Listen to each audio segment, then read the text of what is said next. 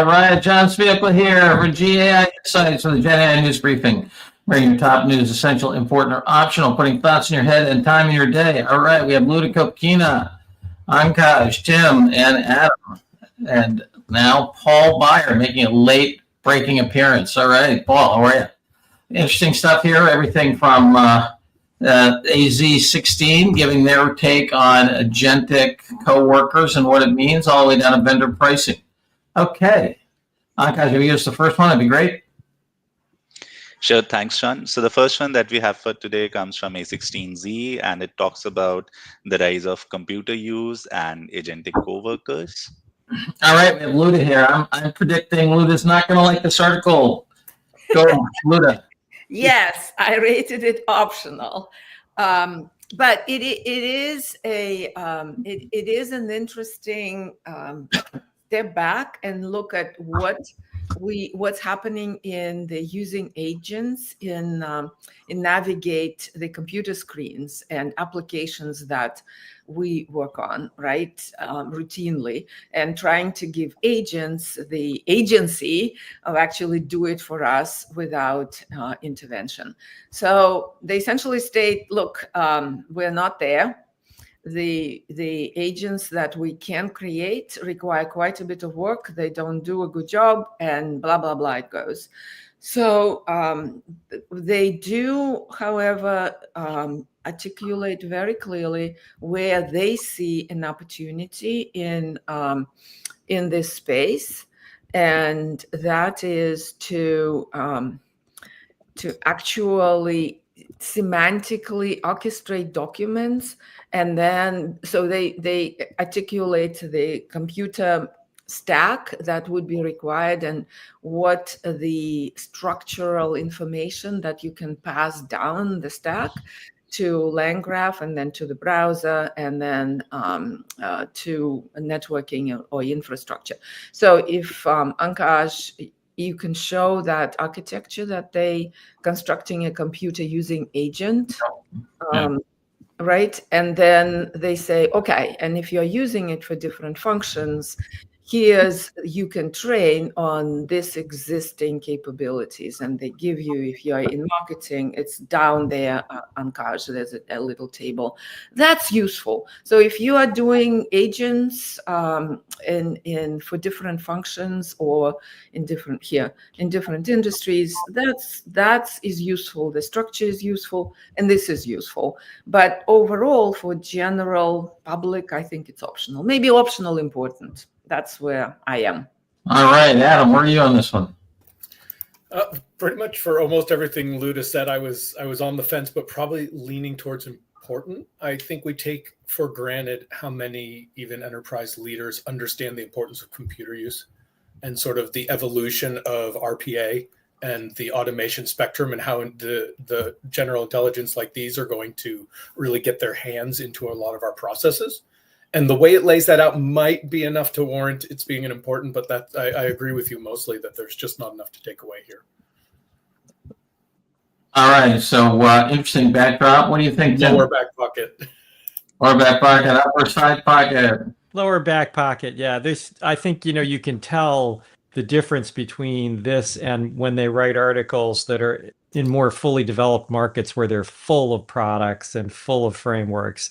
This one's a little thin. I think they're reaching a little bit here. It's a potentially important area, but it's really early, and so I was sort of optional on this one. It's an important topic area, but I also remember the screen scraping days from IBM mainframes. Somewhat useful, but at the end of the day, that's not really where you want to focus your energy. Really, where you want to focus your energy is, well, what are those screens doing? And let's reorient the processes with the new technologies to take advantage of them.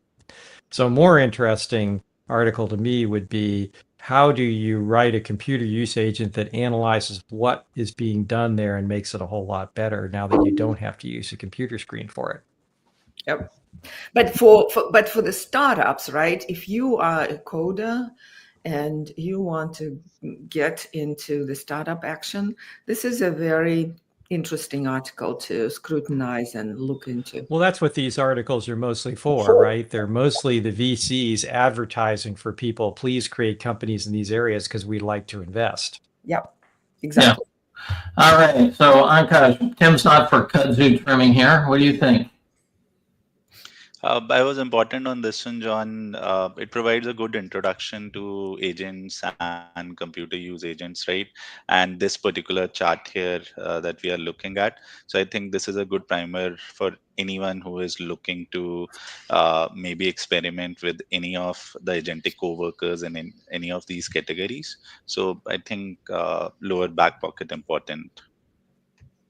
Paul? I'm optional, but I'll support the group here. I mean, I think so few. It doesn't matter. My commentary doesn't matter. Everyone, brother, has an opinion on agents, and I think when we recommend something to this time-starved AI leader, who most companies aren't certainly running around madly deploying autonomous agents, you know, we need to show really good use cases and pragmatic stuff here. And I think this whole notion that agents are this big category and they don't separate autonomous versus kind of subtask human in the loop is really important dichotomy. Paul, the little push I could make is I imagine there's a lot of people, maybe it's just the way I think, but that would go to our website and they would filter out the optional ones and then search by keyword. Right. And that's sort of how I try and approach these is it important enough that if we said, well, it's worth taking a look at if you're interested in this topic, that we need to make sure it gets flagged above optional. Adam, that's a really good point. I mean, we have been getting some feedback. You know, we haven't done enough gardening on our posting. I had 2 people went through that read all the essentials for the last 2 months. So we're definitely getting people on the essentials to get caught up. All right. Important it is. Next. Okay, the next one comes from Amplify, and it talks about the AI research experimentation problem. Yes, I'm going to create a new saying instead of sorry I wrote you a long letter. I didn't have time to write you a short one. And this one, sorry I didn't write you a short letter. I had time to write you a long one. Anyway, this one, Tim. You know, we could probably have some fun with this one, John. But since I have a background in engineering and physics and what we would call real science, I thought this was this was way too long for what it said. I also thought Adam Smith. Sorry. What? The real science. Come on, I'm a social scientist, man. It's real science. Okay. Yeah, well, Minsky always said that any topic that had to add science to its name wasn't a real science. He was a smart kid. Social science, political science, computer science. They're not real sciences. Anyway, I think there's a lot to be said in one sentence, which is, and I've been pounding the table on this right from the beginning, we don't have nearly enough pure research, scientific research in these areas, and it causes real problems. And this is true going all the way back to MS-DOS and the 40 lost years, if you will, that we've had of computing that really have suffered because we stopped doing research once we got the first PC. In any significant way. And so we have a lot of terrible software out there. So what this really is a good article about, if you want to read it, is how terrible software architecture is and continues to be with large language models. And because commercial people don't care if software architecture is terrible, they just care if it's saleable. If they're making profits on it, they don't really care. And they're not making profits, we could argue. Maybe they are by now, but they're not a lot. But they're selling a lot to the VCs and raising a lot of funding and becoming famous. So that's the first step. And sometimes, like Google and others, they become really profitable as well.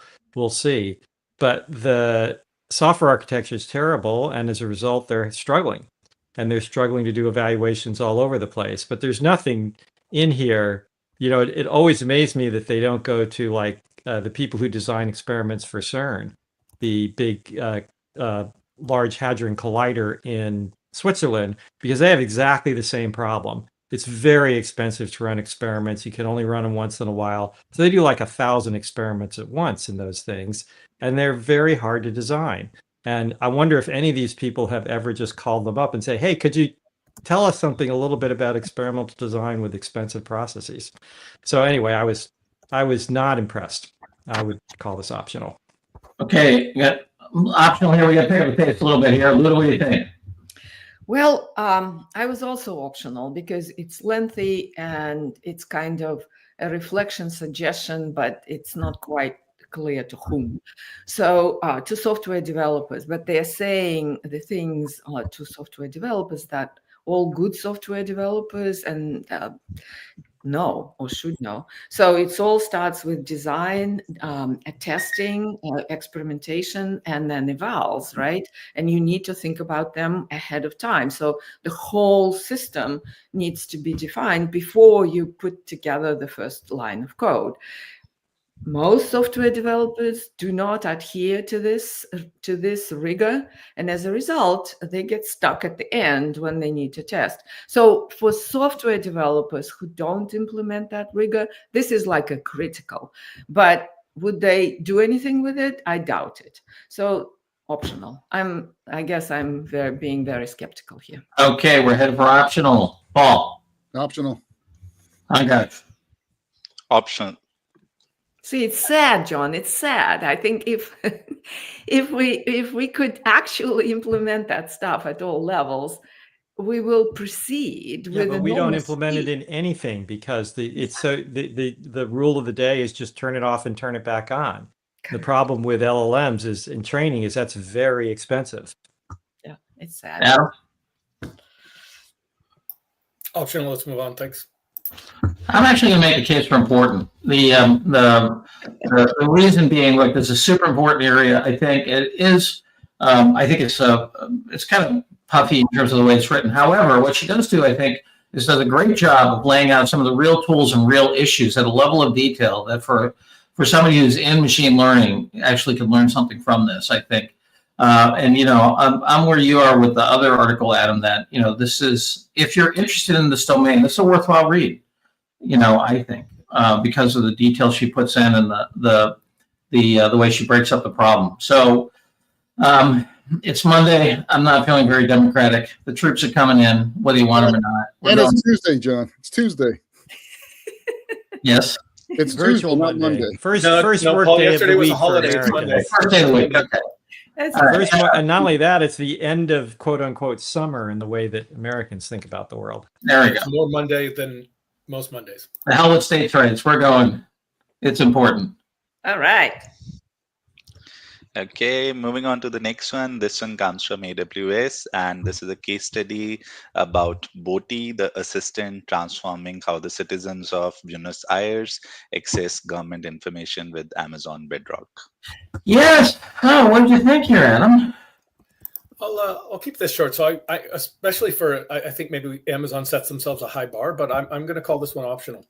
It doesn't do enough for me in terms of, I mean, maybe it's just that it's a really simple example, right? It's basically RAG with some guardrails, and it's pretty simple. And they try and talk it up, but there just wasn't enough. I mean, maybe a year and a half ago, 2 years ago, I would have been impressed by this use case, but now it's just a little too ordinary, especially coming out of Amazon for me.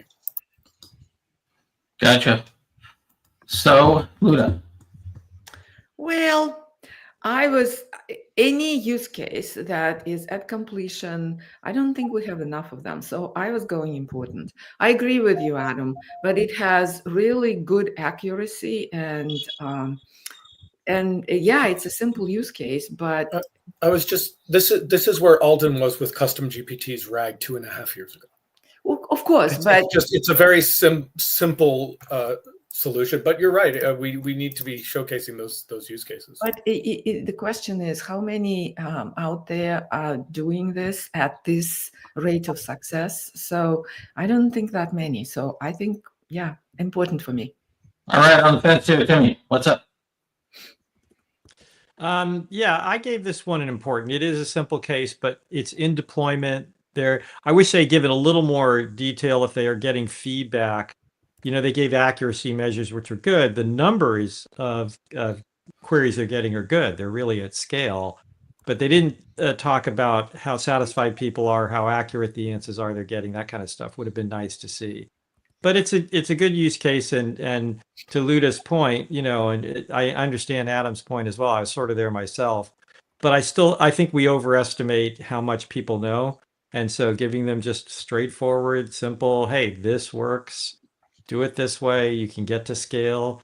It's not bad. So I would give this an important, and it's got good detail on how to structure this thing and get it rolling, and it's in a foreign language.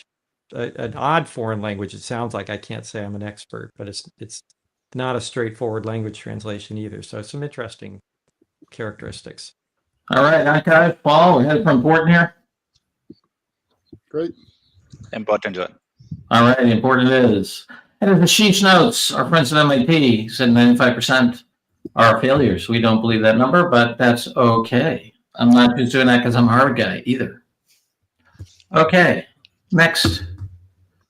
Okay, the next one comes from Harvard Business Review and talks about being beware of the AI experimentation trap.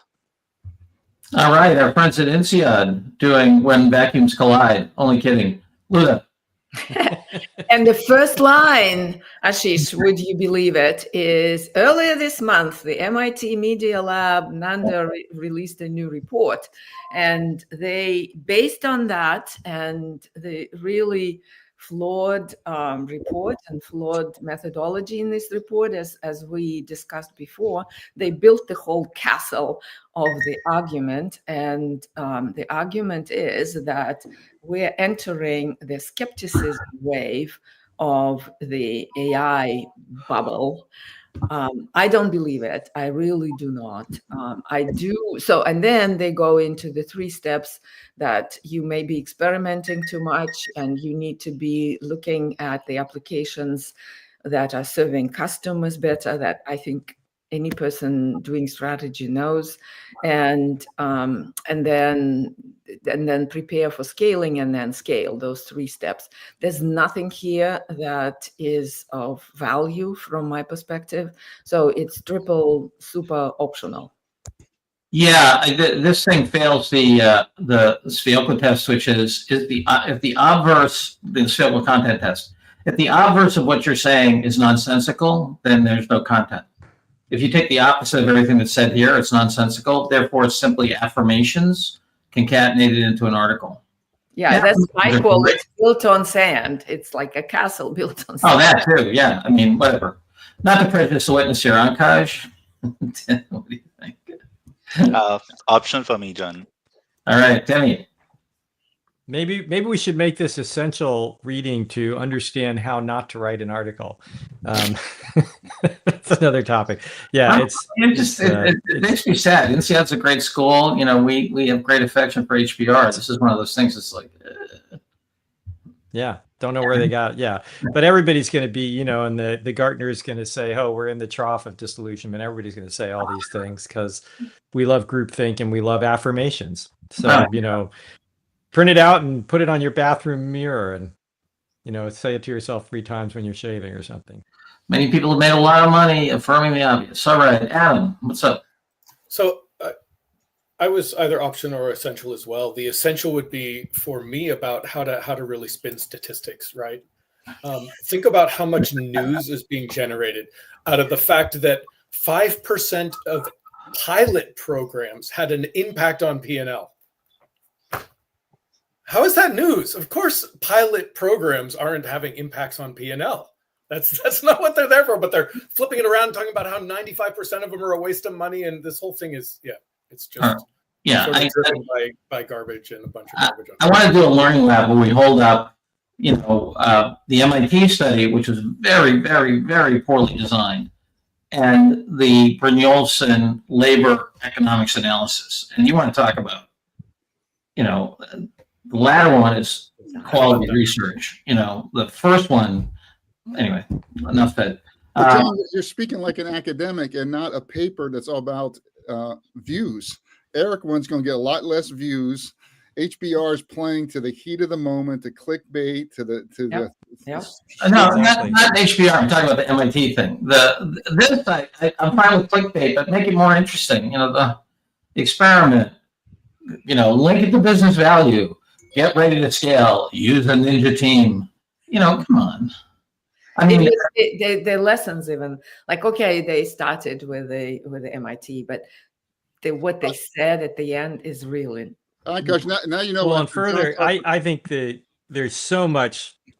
Well, we're probably short on time. There's much that could be said here about consumer tools, which have been true almost again back all the way to the spreadsheet, where consumers can use these things, and institutions need to really pay attention and don't worry about the 1,000 flowers blooming. Worry about what those flowers look like and what they're doing, because you can't prevent it.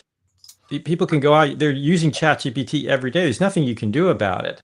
And so you can say, I'm going to limit its use within my enterprise, but you're not really limiting it. You're just, you're just fooling yourself, and you're not paying attention to what you're being compared to, because now all of a sudden your employee experience is not being compared to your old tools. Oh, great. We got a new version of SAP that has nicer screens. That's not what they're comparing it to. They're comparing it to ChatGPT. And if you're not up to snuff, they're not going to like it very much. Yeah. So, you have to have an idea. Okay, if you're going to do something for a pilot, you ought to have an idea. But anyway. So we Ashish could is pick this thing raising apart the forever. concern that these articles are pretty harmful because they can go viral and there's nothing in there to well, because we love clickbait. That's why it's called clickbait. It works. Yeah. Yes. Okay. All right. Optional it is. Akash, next. Yes, the next one comes from CIO Magazine and talks about how vendor pricing experiments leave CIOs' AI costs in a flux. I love notions of pricing. Pricing is the grand epistemology of commerce. Anyway, the challenge here is, what do you think, Tim? What do you think of this article about pricing? Important topic. I actually don't generally like these kinds of articles, but I'm going to say I think this is an important and maybe even essential read. The article itself is not great in many ways, but this is a huge issue, in my opinion, that people aren't paying attention to. In fact, the idea that there's agile pricing, I love that phrase. Let's have agile pricing, which really means we're just going to change our pricing whenever the F we feel like it. Yeah. And nothing is worse, in my opinion, for scaling commerce than unpredictable pricing. I'm sure there are worse things, nuclear war and other things, but it's hard to imagine many more deleterious effects, because most businesses will just hunker down. If they cannot predict their pricing, then they cannot predict their own profitability. And then they're going to say, I can't do this. How do I know how much it's going to cost me? So there'll be some reckless running into walls in the meanwhile. And you've discussed this, and we've discussed that pricing is an issue because these things can start to inference and cost a lot of tokens. Sure. And you don't really realize it. But that's fine. That just means you have to understand pricing. But if you can't understand pricing, if pricing is a random walk like a stock market or something, you got real problems. Right, Akash, what do you think? I think this is an important one, John. While it doesn't share a lot of examples what has gone wrong with the pricing with GenAI tools, but makes an important point. So we have seen recently, so this mentions the Salesforce example, then we have seen it with Cursor as well, then Anthropic. A lot of people are leaving Claude right now because Anthropic has put various limitations on the number of queries that you can make in their pro tier as well. So I think these labs needs to figure out their pricing, and all the apps that are built on top of these models as well. They also need to consider that. So I think we were all reading an article yesterday how the change in OpenAI's pricing took 10% off of a particular app's gross margin. So I think this is an important article. All right, got another vote for important here. Adam, were you on this? I was leaning towards optional, but listening to Tim, I think I've been convinced it is important. Maybe it's that I live so much within the Microsoft ecosystem, and If anything, it just gets cheaper. The predictability is that it's going to keep getting cheaper. You have a certain cost per inference per million or whatever, and it just seems to go down as they update pricing. So that's a general trend, but I can also understand how more broadly, when you're just trying to find use out of APIs and out of models and out of what's available in the ecosystem. But Adam, you're talking about the cost per call, not the cost per run an application. I mean, if in fact, well, there's both, I guess, yeah. So even on a reasoning, even if we got reasoning making 50 different calls, it's overall still cheaper? Well, I mean, no, I'm saying if like when we build something and then we do say an estimate of what it's going to cost to process 15 million documents, and we take 2,000 and we use them to get the pricing, and we monitor everything in Azure and we see what the total cost is and we divide per document, we get an amount, and that's the cost per document. For 15 million, it'll cost this much to do this thing, right? Or this many people a month chatting with it, or whatever the estimates are. If you look at it a month later, 6 months later, it's just going to get less and less expensive, is what I'm saying. Because you're not using more reasoning models. No, because the cost per million tokens goes down. It just keeps going down by an order of magnitude every 3 to 6 months. Yeah, no, I wish that's a bigger topic. We should talk through that. Yeah, it's not cost per token; it's cost per output token. Anyway, I mean, there's this whole divide coding might be thing. The whole 10% stuff in here. I mean, I think it's a really the total cost of ownership going through the roof in some of these cases because there's so much more reasoning models being used. I think is non-trivial, and I think we're seeing the vendors choke on this, and we're seeing. Anyway, I thought that Wall Street Journal article was fantastic over the weekend on this. Yeah. So, John, I'd like to make a case for essential. Okay. I think it's a hugely important topic. I'm not sure everybody is really, the leaders are aware of it as much.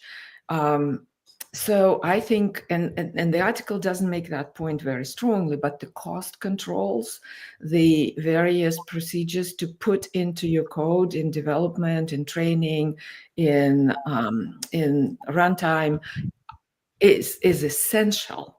So if you don't have it and the pricing shifts underneath you, you can hit the wall, like Tim said. So I think it's essential, given the fact that the pricing will change over this period of time. We'll sort it out. But at the moment, that's the environment we live in.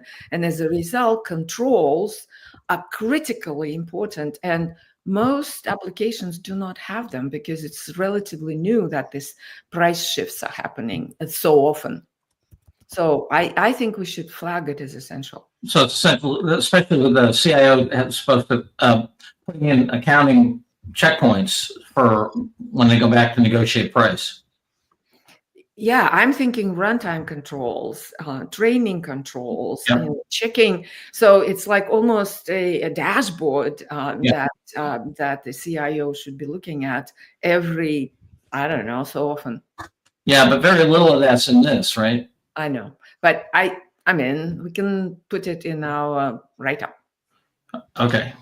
All right. We're going to give it an report on this one. Okay. Last, and we're running out of time here at the 30-minute mark. We have, once again, a funky name. Go ahead. Yes. So the next one is about a new model called Longcat Flash Chat. All right, Longcat Flash Chat. Naming brought to you by the Ketamine Crowd. What do you think, Adam? Longcat Flash Chat is fast. We can say that much, right? It's a mixture of experts model. And the key here is that it's not a reasoning model, right? It's not doing thinking. It's doing a single pass to get the answer. And so it's very, very fast. But it's mostly incremental change. It's more on the research side of things. You could kind of think of it like GPT-4.1. Or something sort of in that class in terms of its capabilities. But it was really, I guess, the highlight in terms of the evolution is it stands out at agentic tool use performance. So that's kind of the big deal here. It's not going to compete in like coding or math with some of the other ones sort of in that same arena, like a DeepSeek V3 or like Qwen3 or something like that. So it's a good model. It's probably optional news overall, though, for the AI leader. All right, we're going optional here. Tim, you okay with optional? Optional. Okay. Optional, John. Luda. Optional. Paul. Yes. All right. Akash, please give us a top board. Paul, announcements. We are in the last stages of our conference. We've sold out the team tables, which is really exciting. Our goal was 5 this year, and we've sold 8, and we've now had 3 or 4 people trying to get another table, so trying to deal with that. Second is we continue to see a lot of interest in GenAI training and upskilling. I'm heading to another company right now.